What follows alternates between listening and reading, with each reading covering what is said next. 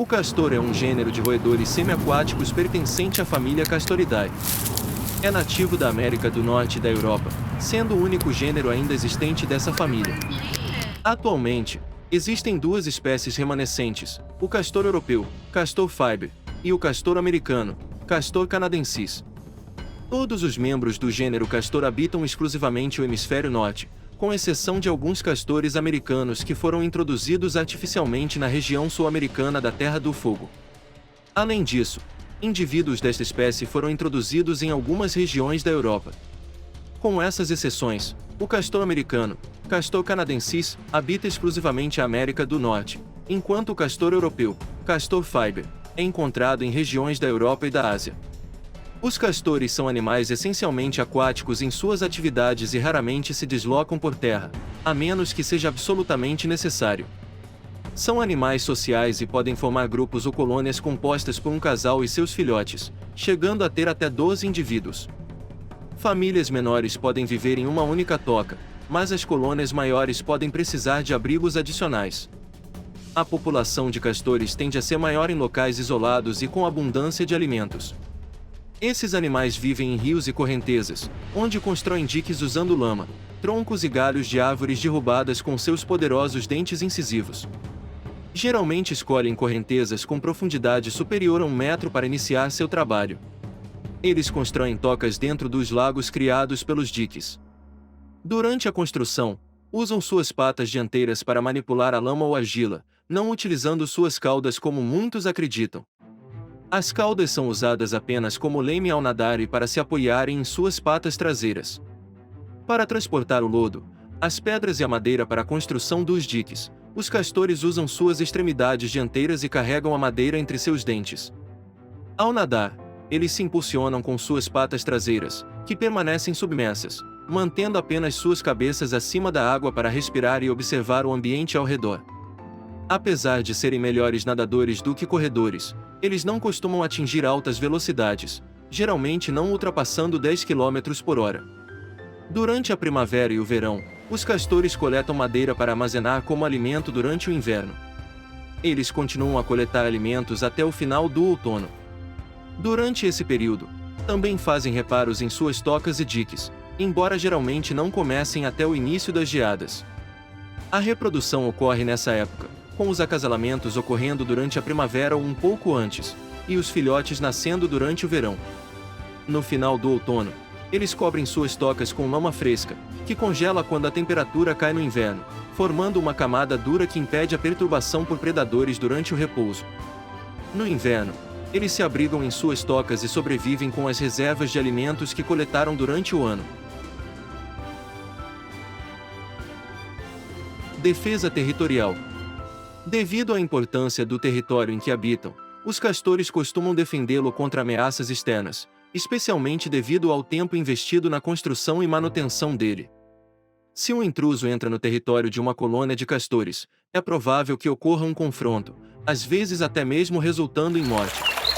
Os castores detectam a presença de estranhos principalmente pelo olfato, e quando percebem um cheiro não familiar, priorizam a busca pela fonte desse cheiro, colocando essa tarefa acima até mesmo da coleta de alimentos. Eles não descansam até encontrarem a origem do cheiro. Também é conhecido que os castores podem reconhecer os cheiros específicos de outras famílias com as quais estão relacionados geneticamente.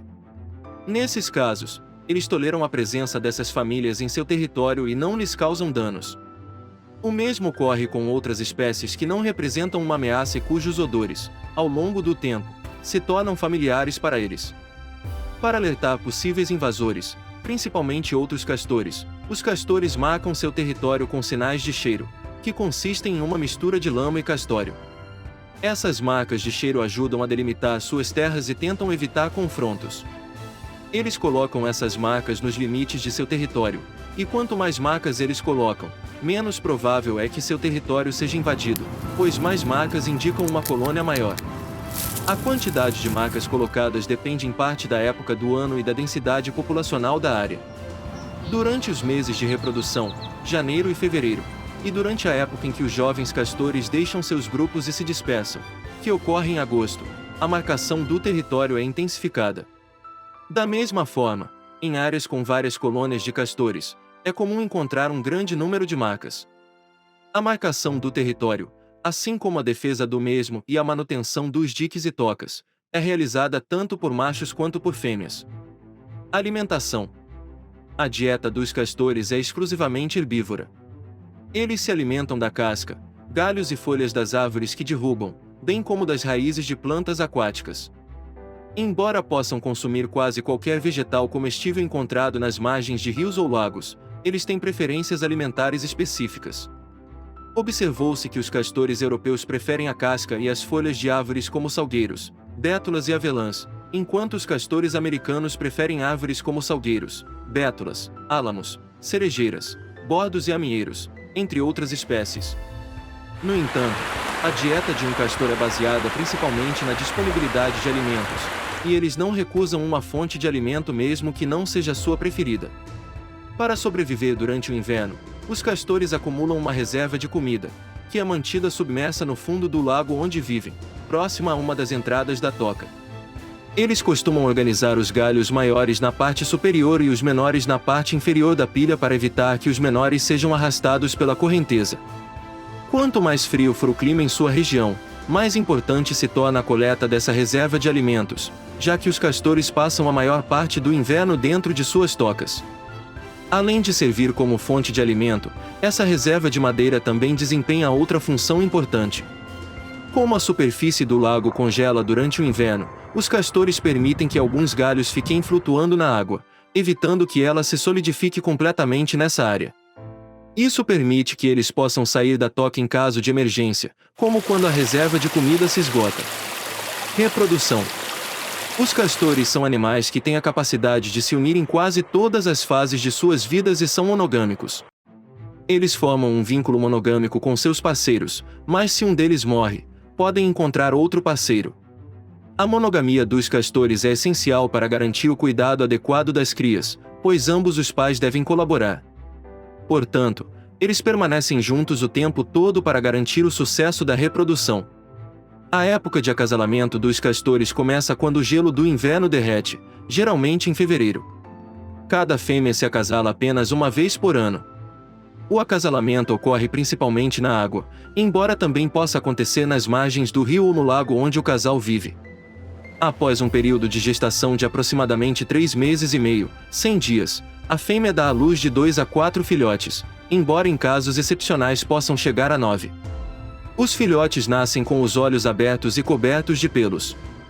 Eles são amamentados nas primeiras semanas de vida e permanecem na toca junto com a mãe e as crias do ano anterior, que têm cerca de 1 ano de idade. Os castores de 2 anos continuam vivendo com a família, ajudando a mãe a alimentar e proteger os recém-nascidos, enquanto o pai sai e patrulha o território. Conforme os filhotes deixam de ser amamentados, a mãe começa a alimentá-los com folhas tenras.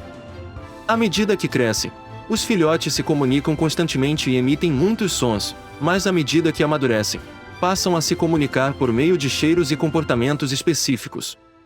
Aos cerca de 1 mês de idade, os jovens começam a se aventurar fora da toca, mas ainda dependem dos pais para alimentação e proteção por aproximadamente 1 ano. Durante esse período, eles aprendem importantes habilidades ao observar e imitar o comportamento dos castores adultos, embora ainda não participem ativamente na construção e outras atividades. Quando atingem a maturidade sexual, que geralmente ocorre por volta dos 2 anos de idade, podem se separar da colônia e formar sua própria colônia. No entanto, em épocas de escassez de alimentos, seca ou alta densidade populacional, eles podem adiar sua partida, pois esses fatores reduzem suas chances de estabelecer uma colônia com sucesso. Quando finalmente decidem se separar, geralmente não se estabelecem muito longe do local onde nasceram. Sinal de alerta. Devido ao fato de passarem a maior parte do tempo na água ou dentro de suas tocas, os castores têm poucos predadores. Seus principais inimigos são os lobos e os seres humanos, seguidos por ursos e linces. Para se protegerem desses predadores, os castores confiam em seus sentidos apurados de audição e olfato, além dos avisos de seus companheiros. Quando um castor na água se assusta, ele rapidamente mergulha, impulsionando-se vigorosamente com sua cauda. Esse movimento produz uma palmada sonora audível acima e abaixo da água, que é tão alta que pode ser ouvida por um humano em um raio de 100 metros. Esse sinal serve como um alerta para outros castores na área. Uma vez que um castor emite esse sinal de alerta, todos os castores próximos mergulham e permanecem submersos por um tempo. Eles também podem emitir esse sinal em resposta a ruídos ou odores desconhecidos. É mais provável que um castor responda aos sinais feitos por castores maiores do que aos feitos por castores jovens, pois estes últimos ainda estão aprendendo quando devem emitir o sinal e quando não, além de produzirem um som diferente devido às suas caudas menores. Habitat. Os castores habitam em áreas ribeirinhas e principalmente em regiões de clima frio. Ao longo de centenas de milhares de anos, esses animais desenvolveram o hábito de manter os ecossistemas aquáticos saudáveis em que vivem, embora para um observador humano possa parecer que eles estão causando o oposto ao ver todas as árvores derrubadas.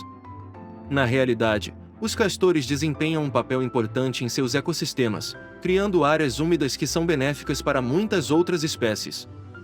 Depois dos humanos, nenhum outro animal altera tanto o ambiente ao seu redor como o castor. Diques.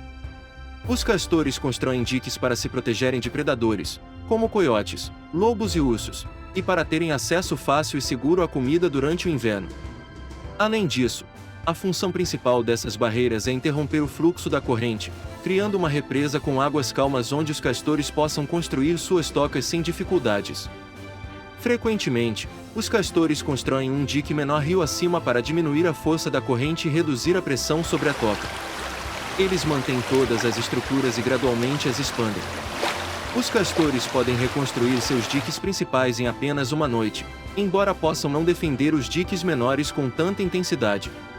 Eles são conhecidos por construir diques muito longos, sendo o mais longo já registrado próximo a Three Forks, Montana, com cerca de 652 metros de comprimento, 4 metros de altura e 7 metros de largura na base. No entanto, em geral, os diques não ultrapassam 1,5 metros de altura e 3 metros de largura na base, tornando-se mais estreitos na parte superior. O comprimento do dique geralmente depende da força da corrente do rio.